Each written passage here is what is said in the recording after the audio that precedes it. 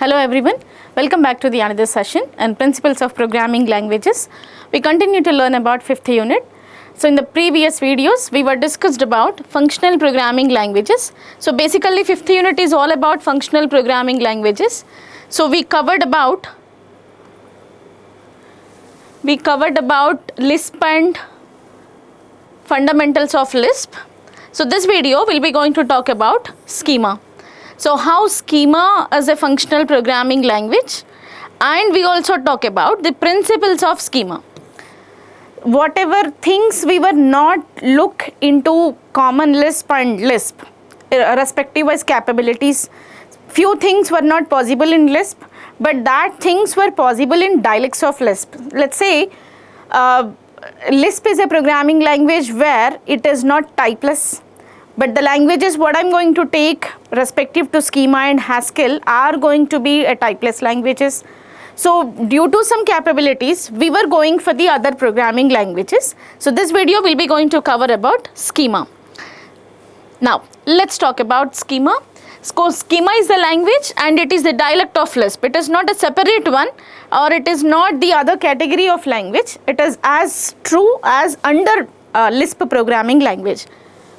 So the schema language, which is a dialect of Lisp, was developed by MIT and it was developed in 1970s. And this is what the important characteristics what we have to remind. That is what characterized by its small size, its exclusive use of static scoping. The first characteristics of schema is what? It is a static scoping language. And its treatment of functions as first class entities. So this is the why we will be calling this programming language is a pure functional programming language. Yes, because whenever I say the language is said to be functional oriented languages, that language basically takes functions as the first class entities. And as first class entities, schema functions can be the values of expressions, elements of list, passed as parameters and returned from functions. So all these concerns to the functions itself and the parameters. Early versions of Lisp are not having this kind of possibilities or capabilities.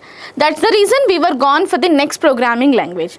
Now the second question comes into our mind where we can apply schema. So schema is a programming language we can apply in educational institutions, and also you can apply for implementing a programming.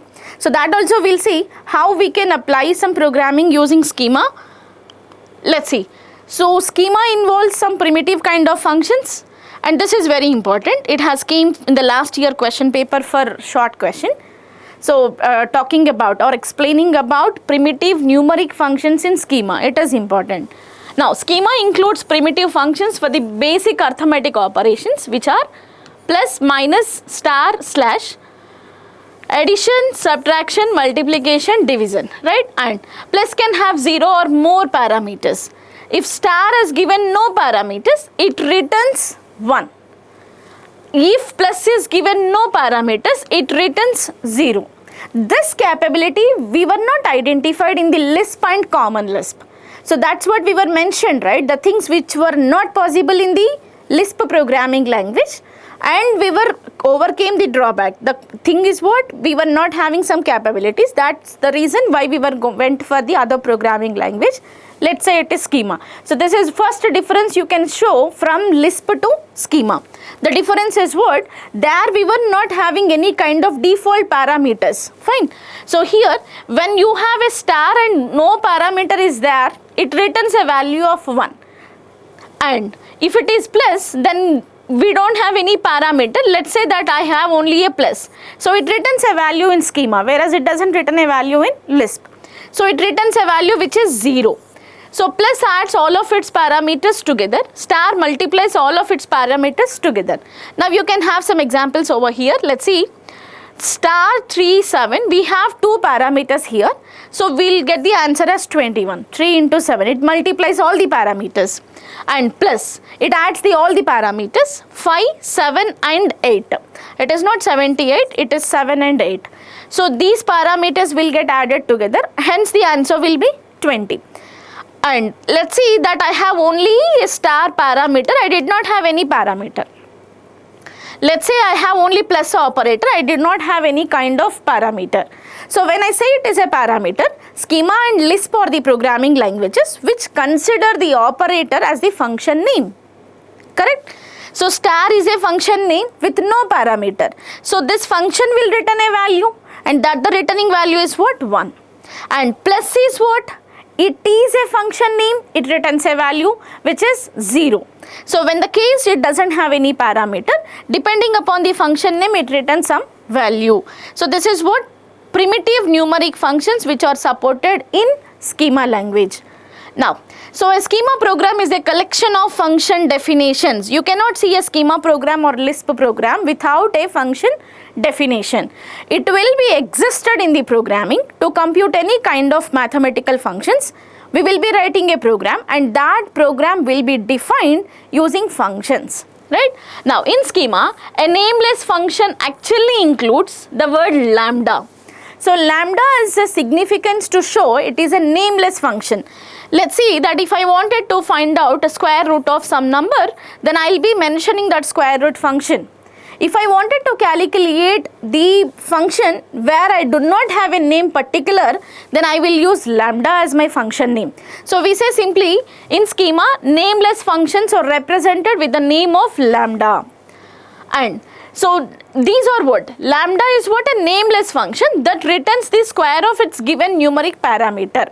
So a nameless function can perform any task. So if I give something like of square root, we say it is a name function, named function which returns a value. And you can also write a function which have name but without name, saying that it is a lambda. So lambda is what? Nameless function in Schema.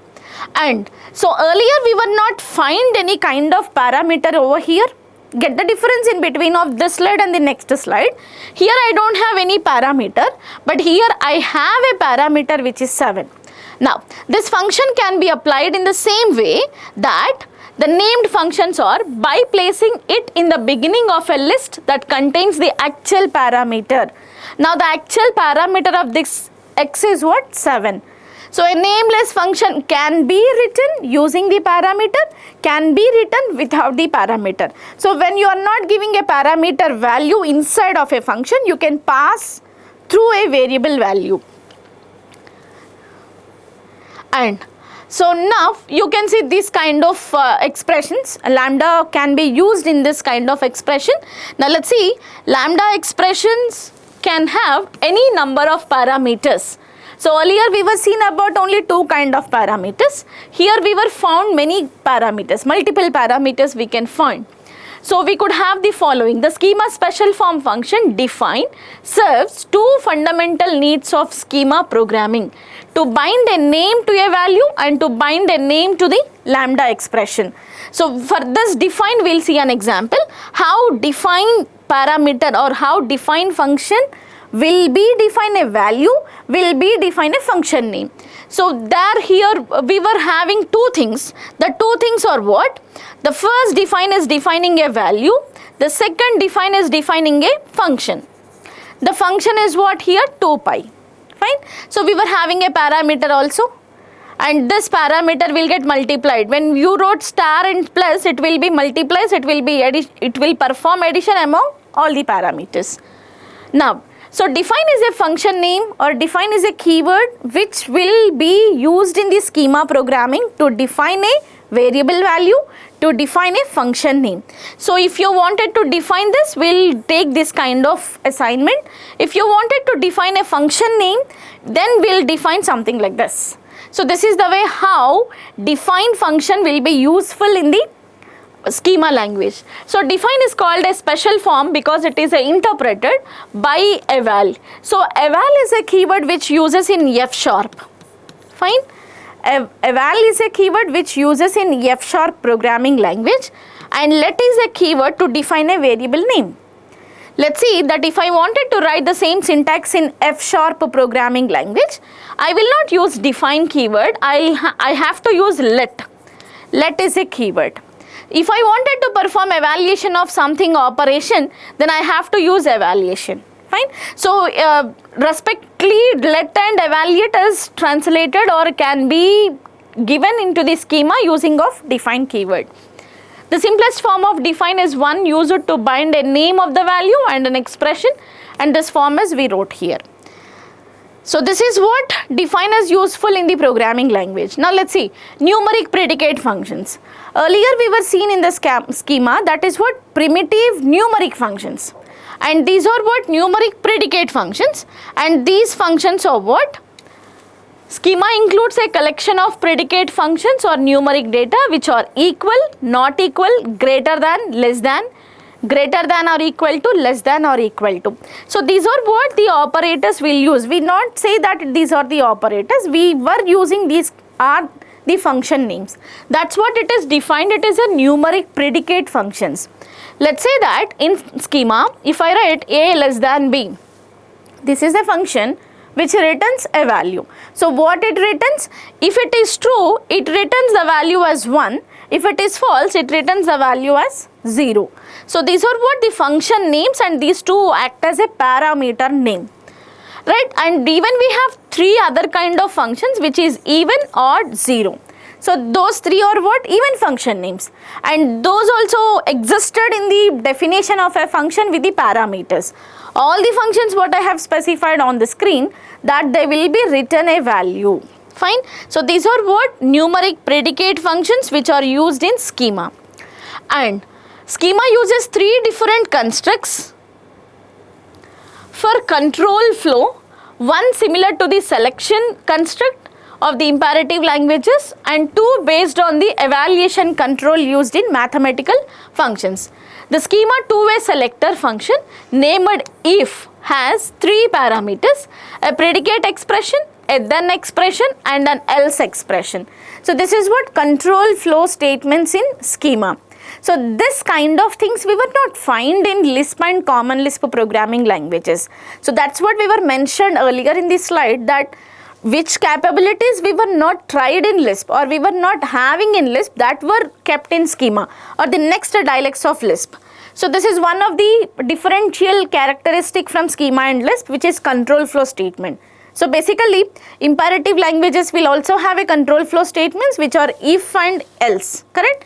We were seen about if and else, but in schema or else in the functional programming languages, control flow constructive statements are what? Having three blocks, which is if block and then and the else block. Let's see how we'll write. If predicate then expression, else expression.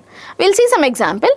Define factorial n if, this is what predicate, that's what we were used a predicate function over here, which we were displayed in the last slide. There we were seen about predicate functions, right? Now less than or equal to n and 1, and it returns 1. If it is not, that is what else part will compute this operation. So this is what how control flow structures has been included in schema or has been used in schema.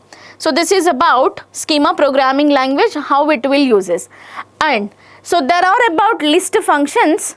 So this part we'll discuss in the next video. Fine. Thank you all.